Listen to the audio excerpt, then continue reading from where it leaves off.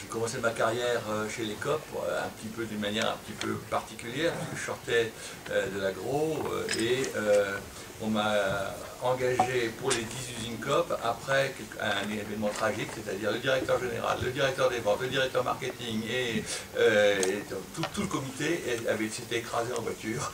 Et donc on se retrouvait avec un jeune HEC qui connaît strictement rien et donc on est parti comme ça, ce qui m'a permis de progresser très très vite dans le groupe. Donc après cette anecdote, écoutez pas ce qu'il a dit sur HEC. Après cette anecdote, je voulais essayer finalement, ce qui était le but, c'est de montrer un peu comment finalement les anciens, ceux qui étaient en place, finalement ont réagi par rapport à l'arrivée des hyper.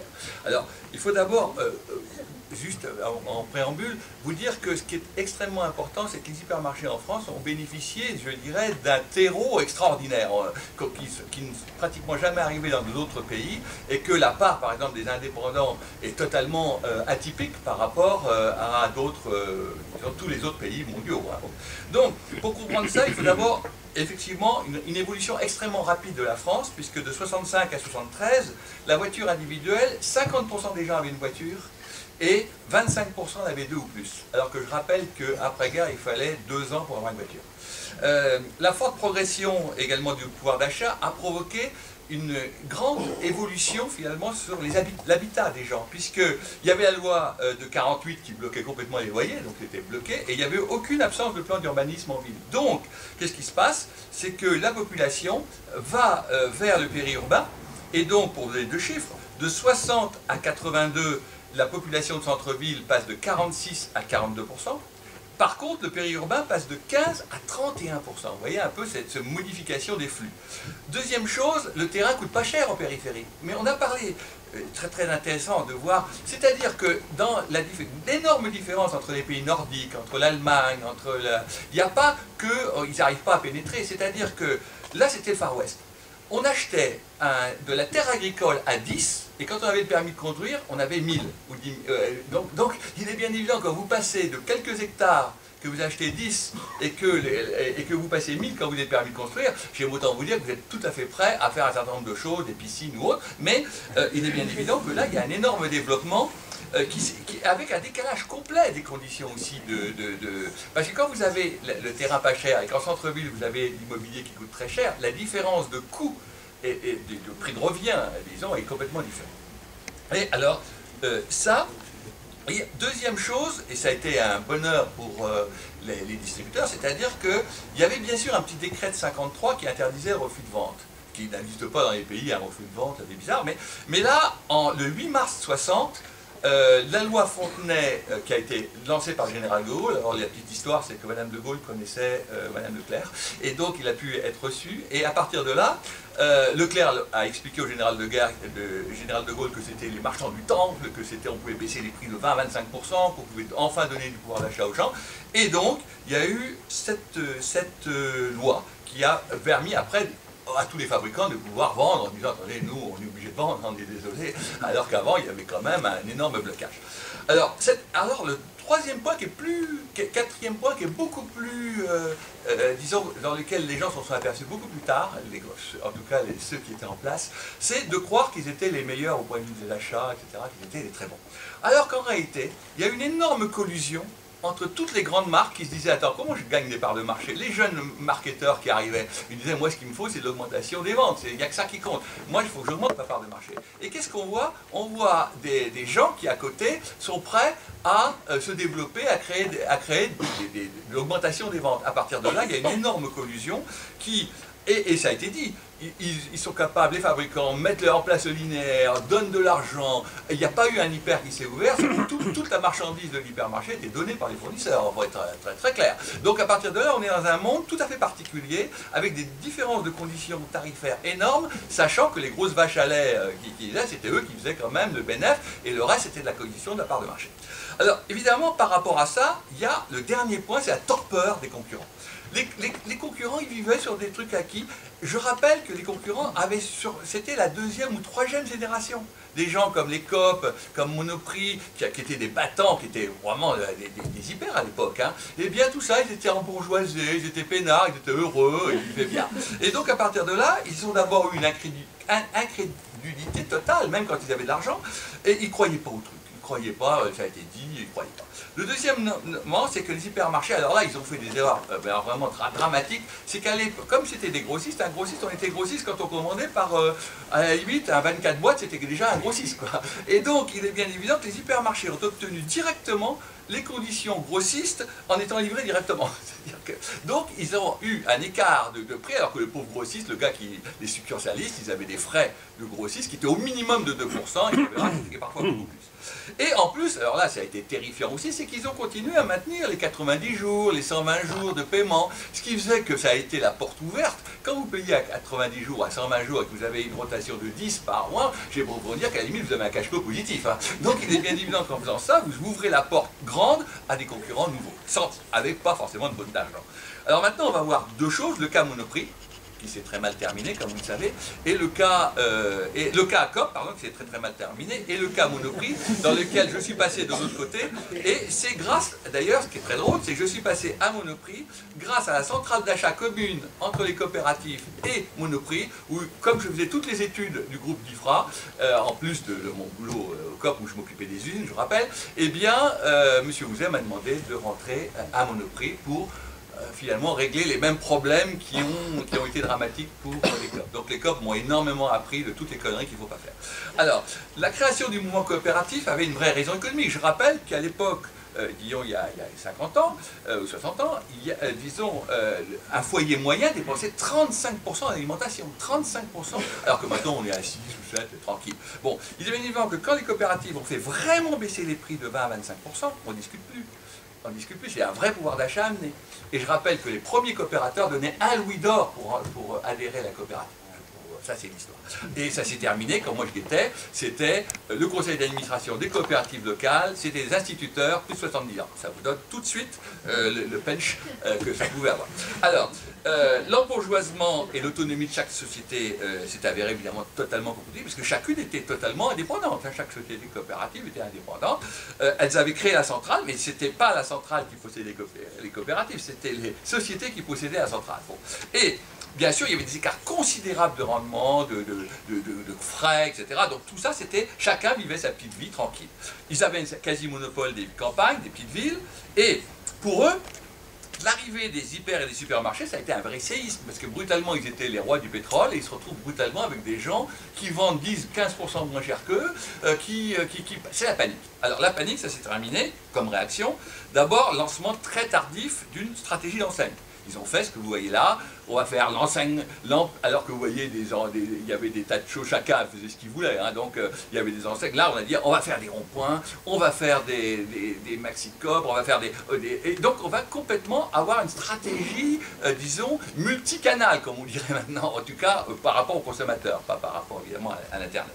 Et donc, ils ont même créé, alors quand ils voyaient que ça allait mal, etc., on va dire on va créer des ronds-points. Ils ont même été jusqu'à disons, vous voyez bien que Carrefour est partout, on a créé une société 50-50 qui s'appelait Coop, c'est-à-dire moitié-moitié entre Carrefour et les Coop appelés les ronds-points, mais qu'importe. Donc vous avez déjà une première mais quand on regarde tout ça, l'incompréhension totale du fonctionnement des hyper par rapport à ces succursalistes qui vivaient sur l'entrepôt qui fixait les prix. Je rappelle qu'à l'époque, l'entrepôt fixait les prix du magasin et voilà, donc à la limite, il y avait des magasins qui trouvaient les produits vendus par l'entrepôt, ils pouvaient l'acheter à Carrefour en face, c'était moins cher. Hein, donc c'était un peu embêtant pour les pauvres types qui étaient dans le magasin. Donc, global, indice 70. Indice de prix, indice de chiffre d'affaires au mètre carré, indice 70 pour les Coop, les derniers de la classe, et l'indice Carrefour 130, 140. Donc ça vous donne un peu l'écart qui existait, et là comme ça a été dit, hein, le rendement au mètre carré, vous avez beau vous raconter tout ce que vous voulez, un rendement au mètre carré, je rappelle que plus 5% de chiffre d'affaires en plus, c'est 20% de rentabilité en plus. Hein. N'oubliez jamais ça en distribution, par contre l'inverse c'est exactement pareil, et ça c'est terrifiant dans la grande distribution, la vitesse où vous pouvez gagner de l'argent d'une manière monstrueuse, où vous pouvez en perdre d'une manière monstrueuse. Alors, le coût d'entrepôt délirant, moi j'ai fait une étude dans le Nord, ils avaient Saint-Denis, Coudekerque, qui avait fusionné. On m'envoie là-bas, parce que moi, bon, je faisais un peu toutes les études, hein, puis j'avais surtout la revue Coopération-Distribution, où je tapais sur la figure de tout le monde. Eh bien, je vais là-bas, 6% de frais d'entrepôt, 6%. Tout le monde est à 2. 3 entrepôts pourris, bon, je leur dis, attendez, un entrepôt, c'est facile, un entrepôt, machin, bon, il y a peut-être 500 personnes, mais à l'époque, en 82, c'est pas dramatique. Eh bien, comme me dit, alors je vois mon président, Roger Imbaud, je lui dis, alors, ton étude est bien, hein, ouais, bien, on dit, là, on peut quand même gagner 4% quand même. Il me dit, ouais, mais alors le président, la FNCC, la Croix, a dit, qui était de Nancy, a dit, non, moi qui tutoie mon roi, je ne peux pas lui faire ça. Bon, évidemment, ça donne une vraie raison, mais quand même, en 85, ça a été plus compliqué. Alors, l'argument, donc après, bah, ils ont essayé de lancer beaucoup les marques COP, et donc moi j'ai beaucoup participé au lancement d'une carte unifiée COP, on a été vraiment les premiers à lancer une vraie gamme avec le nom, alors tout le monde avant c'était des noms de fantaisie, et bien là ça a été vraiment très fort, et ça a un peu retardé un peu l'écart de comparaison, alors que tous les hyper disaient, bien sûr, je rappelle, la comparaison des prix des marques nationales, il n'y a que ça de vrai, point barre. Donc l'adhésion en DIFRA, alors ça a été le séisme total, l'adhésion des DIFRA en 83, a permis, avec alors, une stupeur affolante, de constater que toutes les conditions qu'ils avaient étaient hors marché. L'écart, parce que ça on m'a demandé, mon président m'a demandé de faire l'écart, au jour d'aujourd'hui ça serait 200 millions d'euros. D'écart entre les COP et DIFRA. Alors que le premier DIFRA était bien sûr même pas 20% du poids des COP. C'est pour vous donner absolument hallucinant. C'était trop tard. Pas de différenciation client, trop d'erreurs de gestion de coûts de service, trop de bureaucratie qui étouffait complètement le magasin. Donc en 85, la Société du Nord et les COP de Nancy s'effondrent, déposent le bilan. Je dirais que le mouvement coopératif est réduit en lambeaux, point barre.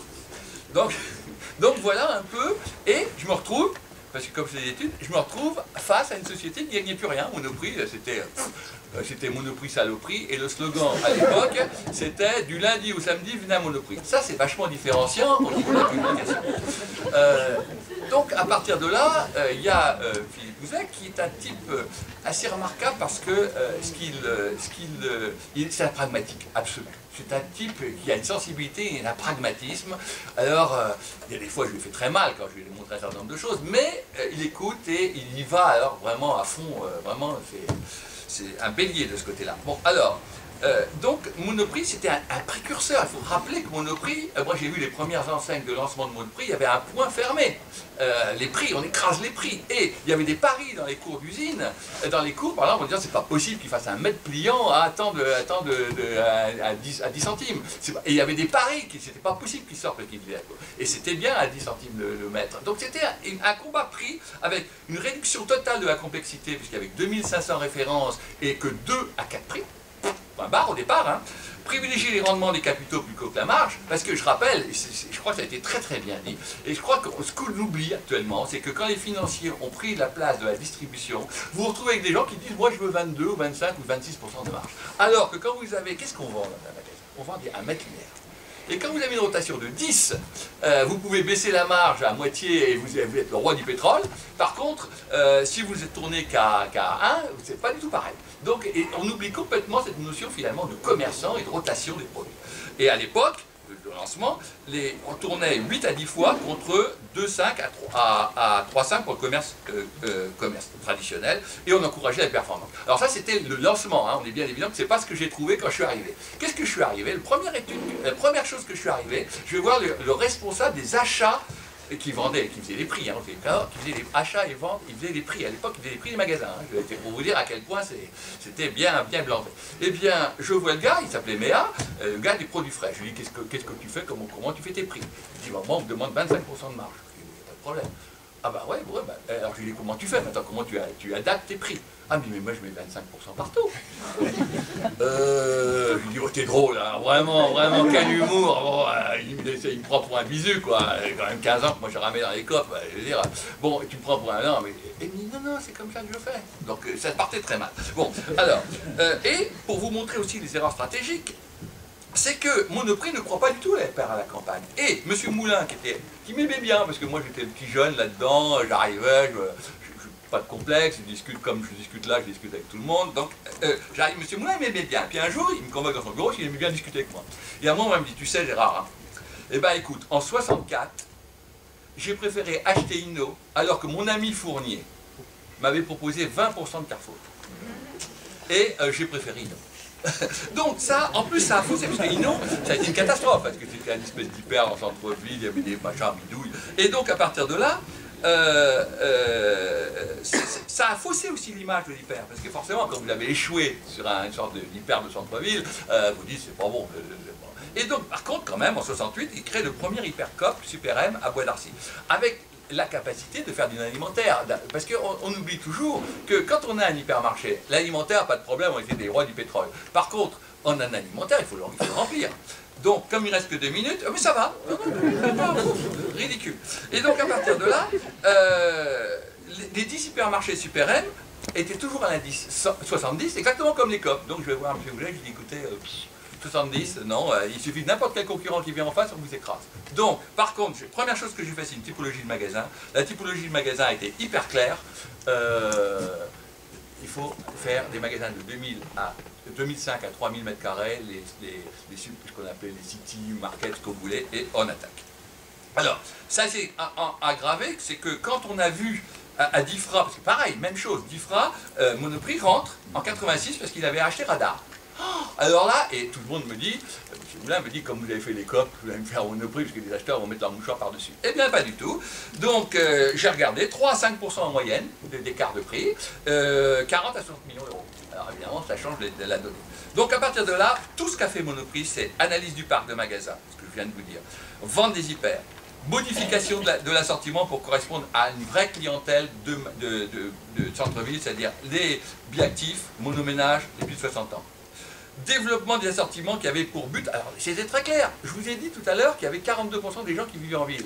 Ils faisaient plus que 18% de leurs achats en ville puisqu'ils partaient en périphérie. Donc la stratégie, c'est couper la route aux hyper.